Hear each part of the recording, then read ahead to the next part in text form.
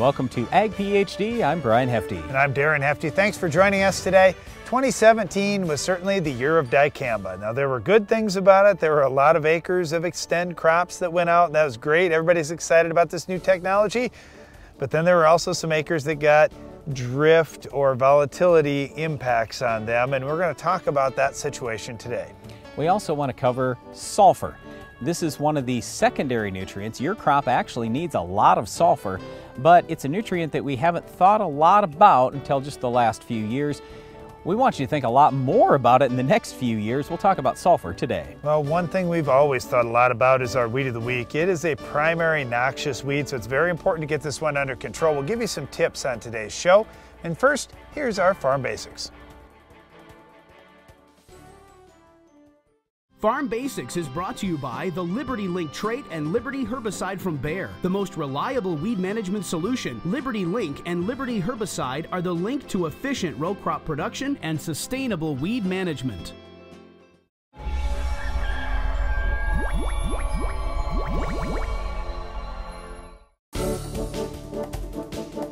On January 1st, you can see the Ag PhD float Salute to Farmers in the Tournament of Roses Parade. Well, it is pretty exciting to be part of the Rose Parade, but the big message here is the great job that farmers are doing across the country and what a difference farmers are making. That's why it fit into the theme for this year's Rose Parade, which is making a difference. So back about a year ago, Darren and I had to talk to the Tournament of Roses committee about the fact that, hey, farmers just are not getting recognized, they're not getting their due, and when we see your theme as making a difference, who makes more of a difference than farmers? None of us would be here if it wasn't for farmers. They are unsung heroes in our society today. One other thing that's exciting for us is we're going to have 100 farmers on our float too. Brad and I have worked with farmers now for many years. We know a lot of farmers out there, so a bunch of these guys we've worked with for a number of years are going to be on the float with us, and that's pretty neat. Well, the reason why we wanted to have 100 farmers on there is because as soon as a lot of non-farmers think about agriculture today, what are the first words that pop into their head? What do they think about when they think about agriculture? Well, unfortunately, a lot of people think about GMO, biotech, pesticides, food safety, water quality. All those things get associated with agriculture, and we want people to understand, hey, we got to step back. What is farming really all about? It's really about families feeding families. So that's why we've got 100 family farmers who are going to be on this float. That's the message that I believe we need to deliver to America. One other thing that's a little different on our float this year, of course, we'll have beautiful roses and lots of flowers and all this color, but part of the color will be seeds coming from all 50 states. That will be something new and unique too. So once again, we hope you can tune in to the Ag PhD Salute to Farmers float when you watch the Tournament of Roses Parade coming up on January 1st. I would also encourage you, watch the parade on RFD TV. RFD has the best coverage of the float, of the parade, and they're going to do some extra special things with us in terms of talking to some of the farmers, doing a little bit of pre-show work, that type of thing. So we really encourage you, watch the Tournament of Roses Parade on RFD TV January 1st. One thing that will not make it onto the Ag PhD Salute to Farmers float is our weed of the week. There's no place for that there, but we'll show you how to stop this weed on your farm coming up later in the show.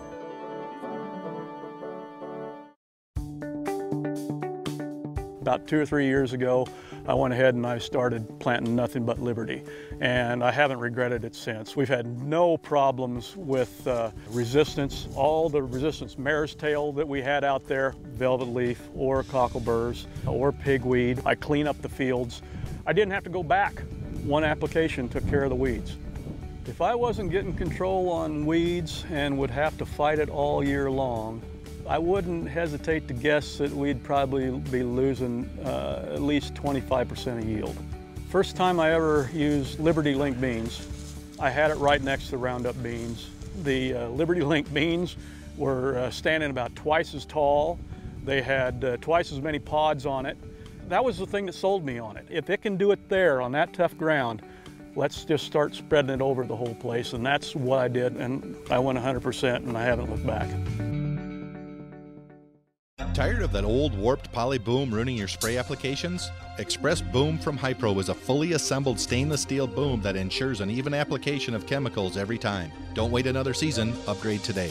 Hypro, helping you spray better. Celebrate 175 years of Case IH equipment heritage with a limited edition Case skid steer or compact track loader painted with the same red paint of the venerable Case IH farm equipment line. Only 175 are being built and they're going fast. Built to the same specifications on the same assembly line as the award-winning regular Case models, these machines are a working piece of history. Get yours before they're all gone. Hurry into your local Titan Machinery location or go to www.red175.com to learn more today.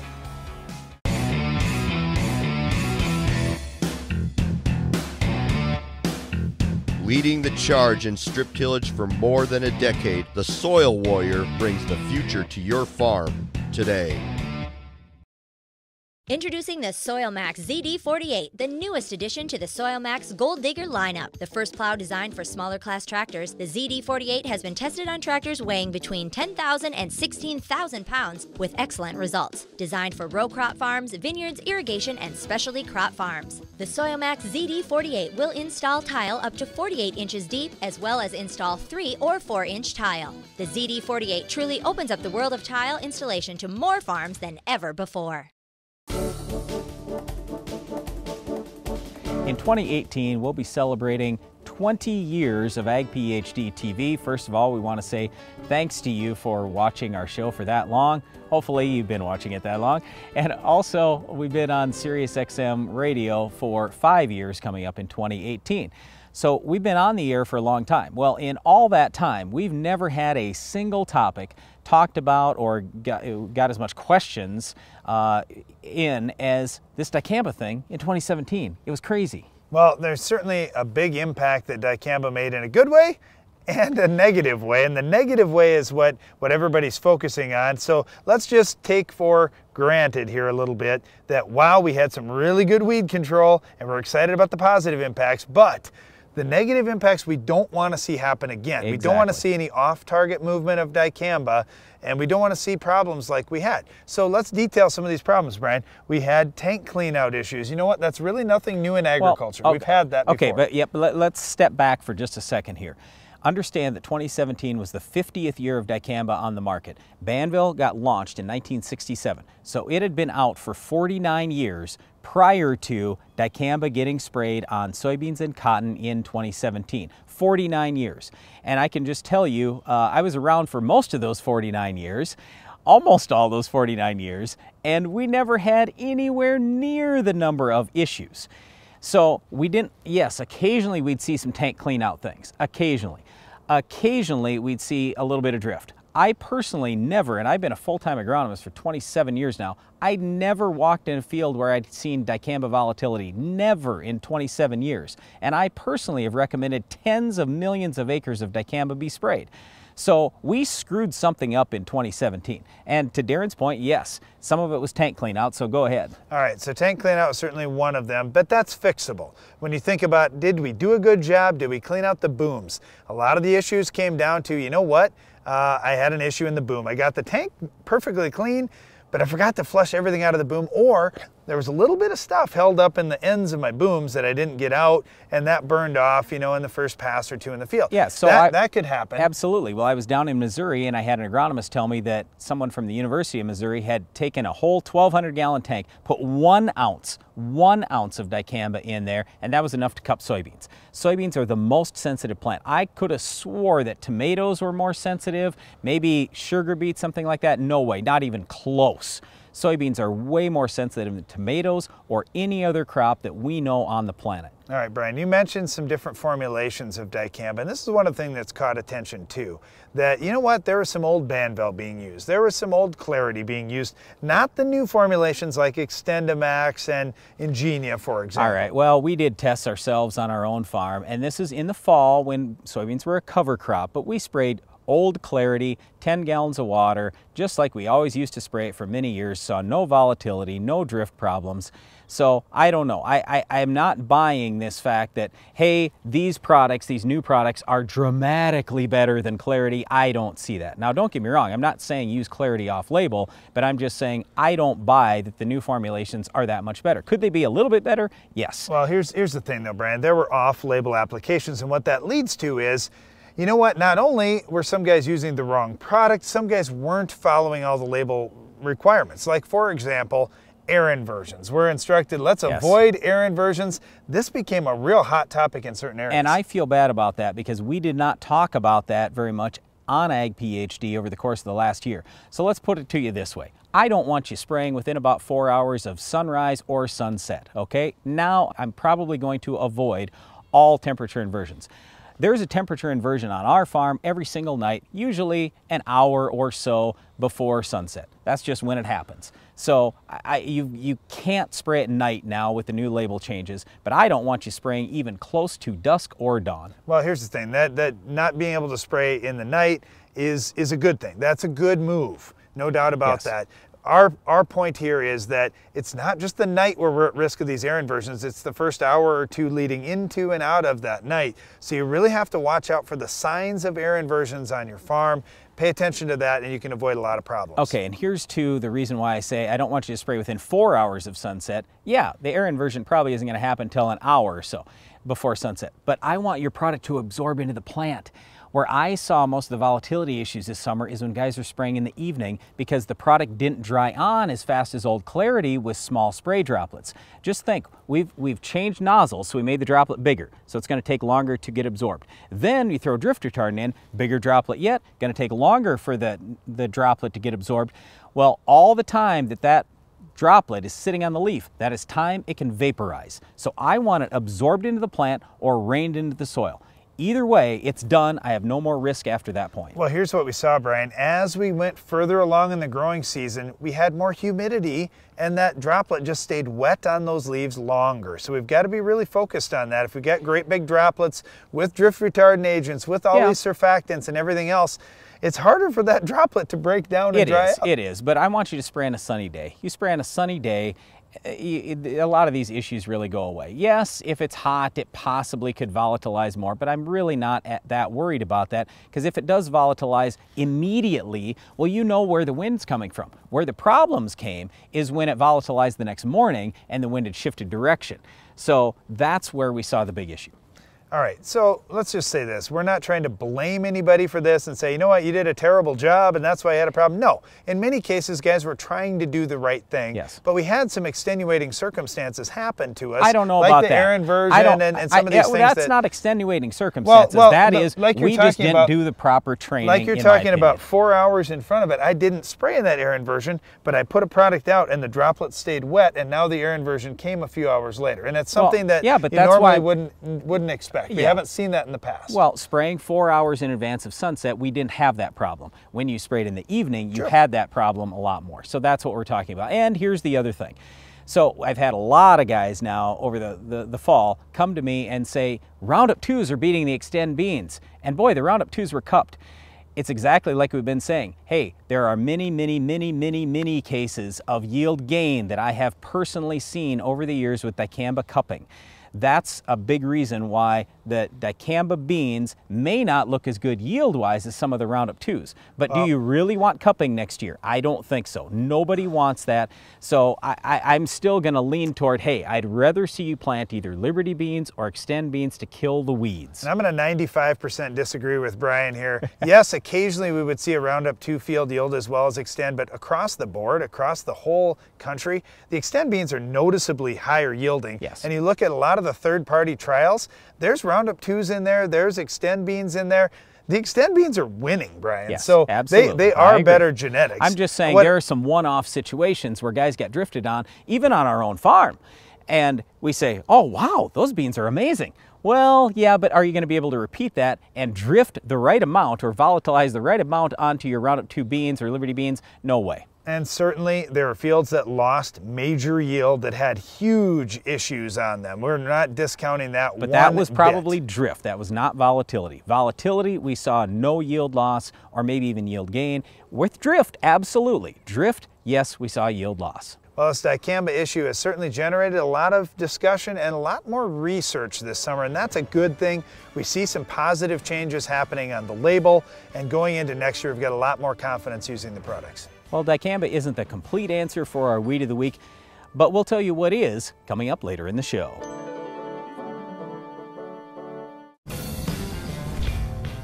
There are 6,272,640 square inches in an acre. We counted. Why? Because we designed the TigerMate 255 field cultivator and 2000 series early riser planter to maximize every single one. So when you create the most level seed bed in the industry and target a nickel size area to plant a seed and never miss, you'll know in high efficiency farming, there's one name to count on: Case IH. Rethink productivity. Learn more at caseih.com/everyinch. Grow your incentives, not weeds. Earn an additional $6 per acre in cash back when you apply XtendiMax herbicide with Vapor Grip technology on your Roundup Ready 2 Xtend soybeans, along with endorsed herbicides from Roundup Ready Plus Crop Management Solutions. Now you have the right tools to manage weeds and your bottom line. Visit growyouриncentives.com to see your total incentives opportunity. Being a farmer means securing your land and livelihood for the future. Harvest Solutions from Capello USA have the grit to get you there. Our product lines for corn, sunflowers, and forage are designed for efficiency and longevity, preventing harvest loss while minimizing maintenance and downtime. To do everything you can to advance your farmland to the next generation, call us at 855-CAPELLO or visit us at capellousa.com. Capello USA, Italian craftsmanship, American grit. Nodulation. It's essential for nitrogen fixation in soybeans, but how can you help it happen in your fields? Monsanto BioAg offers inoculants that answer that question. Microbial seed applied solutions that work to establish high populations of rhizobia in your fields, helping with optimum nodulation and increased performance in your soybeans. Learn how inoculants powered by nature can help you at monsantobioag.com/inoculate.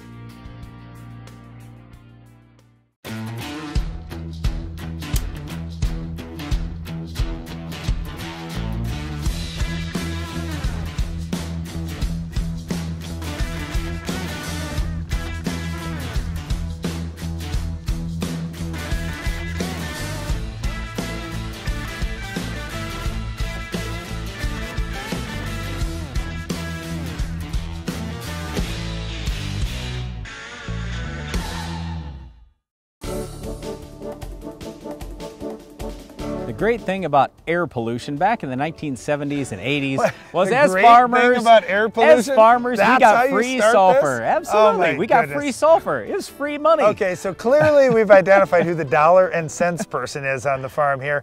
Brian's concerned about how much sulfur is going to cost us. Yep. What I'm concerned about is, hey, I want to live a little bit longer. I want a better environment. Oh, whatever, I'm dear. willing to spend a little money on sulfur. Now, with sulfur, this is one of those nutrients. Over the past 10 years, I'd say, more so than ever before, sulfur is getting a lot of attention as to what kind of impact it'll have in corn, but now soybeans and other crops as well. We're going to talk about sulfur, some different forms of sulfur, and how you may use it on your farm. As always, take a look at the Ag PhD fertilizer removal app to see how much sulfur your crop needs. But this is a secondary nutrient. It's not a micro. It a lot of times gets lumped in by people as a micro. No way.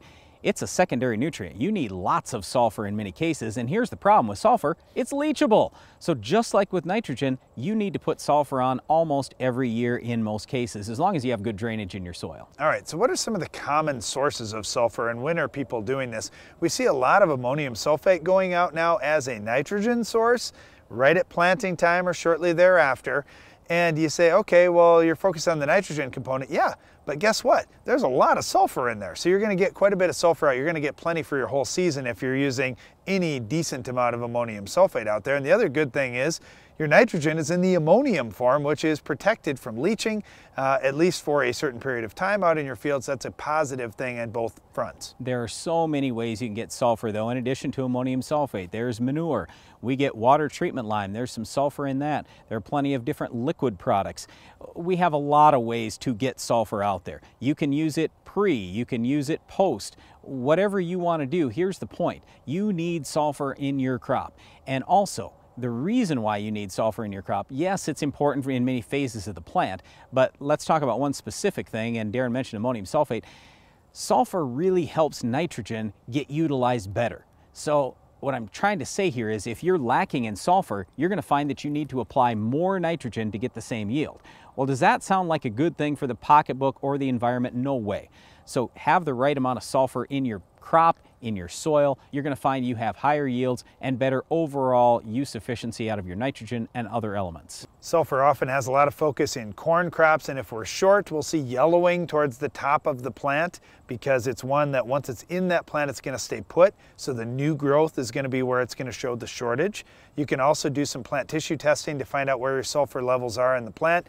Another thing, if you're raising vegetable crops or a garden, if you're short of sulfur, many times you have vegetables that don't quite taste as good for some reason. You don't know what's lacking. Sulfur may be that thing. Well, sulfur is important if you want high yields. So is weed control. You've got to stop. Our Weed of the Week will show you how coming up next. The Weed of the Week is brought to you by Dow AgroSciences. Finish the fight against tough weeds with the Enlist Weed Control System.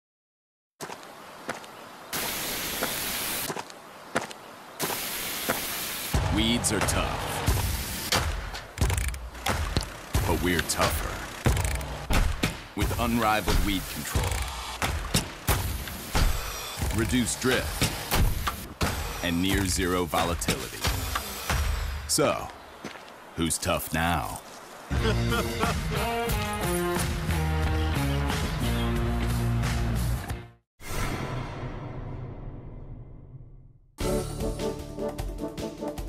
Our Weed of the Week is a tough, perennial, noxious weed. It's leafy spurge. One of the tough things about leafy spurge is it has rhizomes. So if you see one plant out there and you say, wow, I only have one leafy spurge plant, no problem. I'll just pull that, or I'll just spray that one with a contact killer like 2,4-D. What happens is that root system is down, it's moved out maybe even 10 feet to the side, and now you'll see some more leafy spurge plants popping up. The other thing that we see is, well, I've got a leafy spurge plant creeping into my cultivated field, I'll just do tillage. But you chop up those rhizomes, now you may have a bunch of individual plants popping up out in the field, and it could be even more difficult to control. Darren mentioned 2,4-D. We would encourage you to use Freelix if you're going to use 2,4-D at all, almost anywhere, because of the very low volatility compared to the old amine and ester products. If you go out with Freelix, let's say 3 times a year for 3 years in a row, you'll actually see fairly decent control of leafy spurge, but one time, like Darren said, that's not going to cut it. If you want to do a one-time application, well, if you're nowhere near fish or trees, you can go ahead and use Tordon. That's the best thing we've ever seen in pasture ground for leafy spurge. Well, the good thing about Tordon, it will move down into that root system. It will kill leafy spurge once and for all, but we often recommend not just spraying the patch of leafy spurge, but spraying around the outside. Make an extra pass with your sprayer around the outside of that patch. That accounts for any of those new shoots that are going to be popping up that you don't see yet. In crops, we really don't have a big problem with leafy spurge. You can use just kind of a standard program most of the time. I've actually seen decent control in corn with Hornet. Status will certainly burn it back. If we get over to soybeans, that's where we really like Roundup. We don't find that leafy spurge is resistant to Roundup. It's just going to take a real high rate to actually kill it. And then in wheat, usually the wheat's enough to choke it out, but you could start with Sharpen, follow with Husky, and at least suppress leafy spurge. That's all the time we have for our Weed of the Week, leafy spurge, but Iron Talk is coming up next.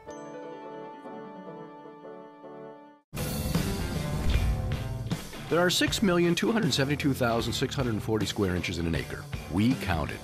Why? Because we designed the TigerMate 255 field cultivator and 2000 series early riser planter to maximize every single one. So when you create the most level seedbed in the industry, and target a nickel-size area to plant a seed and never miss. You'll know in high-efficiency farming, there's one name to count on: Case IH. Rethink productivity. Learn more at caseih.com/everyinch. We love the quality, we love the construction. We're looking forward to working with Morton in the future. They have this down to a science. They know exactly what you want. They know how to make it happen. It's an easy process. I would definitely recommend Morton. From the first time I met the salesman to the last nail that the crew put in, it has been a positive and professional experience. I'm so happy I found Morton because they just make the job so easy. Find the building of your dreams at mortonbuildings.com. The buzz on this line is probably the best in 10 years, both in soil and in the plant. Joe, you've been doing this for a while. What's your take? Well, Don, you take a player like High Energy N, 3 forms of nitrogen, plus sulfur and iron, with slow release technology, he's making plays all season long. Oh, look at his numbers. He's getting it done. But don't forget about in response. This guy's designed for a quick release nitrogen. It's looking like another championship season for Agro Liquid. Are you looking for an easy way to apply dry powdered products to your stored grain? Do you want to use the applicator recommended by industry leaders for products like Diacon D and other dry powder products? Changing Time CT applicators successfully apply a diversity of products quickly, easily, and accurately. The innovative CT applicators are designed to give you the most accurate application of products such as talc, inoculants, fertilizers, and other dry products. For commercial use or on the farm, you need the applicator industry leaders are using. CT applicators for the changing times. N, P, and K. They're critical for a healthy crop. Improve their availability and your yield potential with QuickRoots microbial seed inoculant. QuickRoots technology contains 2 powerful microbes that can help improve access to key nutrients, and it's available in an easy-to-apply formulation. Simply mix it directly into your dry planter box and your seeds will be covered. Learn more at monsantobioag.com/QuickRoots. Iron Talk is brought to you by Case IH. The AFS Connect Farm Management System from Case IH connects you, and only you, to the information you need most from your equipment, from anywhere, at any time. AFS Connect, only from Case IH.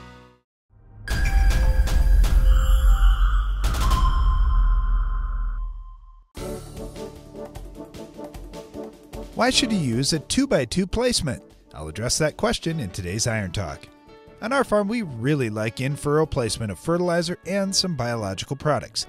I would consider that to be a pop-up application. When I think of the word starter fertilizer, I'm thinking of fertilizer applied at planting time, but not in the furrow. A 2x2 placement would fit in that category. More farmers across the country are looking for ways to add planting time applications outside the furrow for a variety of reasons. First, soybeans and some other crops simply can't tolerate much fertilizer in the furrow.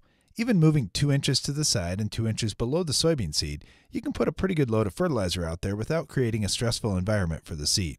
Second, some products you may want to use, like biologicals, may not be compatible with the fungicides or insecticides you're already putting in the furrow. Whether they create plugging issues or just work against each other, by placing them in 2 different spots, you can utilize the full strength of both products that you want to use. Third, you can only put so much fertilizer safely into the furrow, even with corn. Now, you can't safely put 10 gallons of 1034-0 in furrow 100% of the time. In fact, on our farm in 30-inch row corn, we never want to put more than 5 pounds of salt in the furrow. That equates to just 3 gallons of 1034-0. By adding the option of putting more fertilizer off to the side of the row, you can now put on as much fertilizer as you need without risking injury to the seed. Of course, you could switch to a safer product than 1034-0, but you still shouldn't put more than 5 pounds of salt in the furrow on a 30-inch row. For these reasons and more, farmers across the country are taking another look at adding the capability of utilizing a 2x2 placement. The returns in soybeans may be enough to justify the system for the whole farm, but the flexibility that it can give you in corn as well is a nice fit. That's all for today's Iron Talk, and now back to the show. Closed captioning for Ag PhD is sponsored by Norwood Sales. The Quick Belt from Norwood Sales is your all-around grain handling solution. Our conveyor-based system uses an 18-inch belt and a 10-inch tube, which minimizes seed damage while moving more than 10,000 bushels an hour. Keep your grain and your farm moving with the Quick Belt from Norwood Sales. That's our time for today. We hope you've enjoyed our show. If you're looking for more agronomic information, tune in to the Ag PhD radio show on SiriusXM Channel 147 at 2 p.m. Central each weekday. And don't miss the next Ag PhD TV show. We'll have another Weed of the Week, Farm Basics, Iron Talk, and a whole lot more. I'm Darren Hefty. And I'm Brian Hefty. Thanks for watching Ag PhD. Soil is nature's filter to keep contaminants out of our water. As rain falls on soils and seeps down through, the minerals and microbial life in the soil remove and detoxify nutrients as well as inorganic materials. To learn how farmers manage soil and groundwater, visit the Responsible Nutrient Management Foundation at rnmf.org.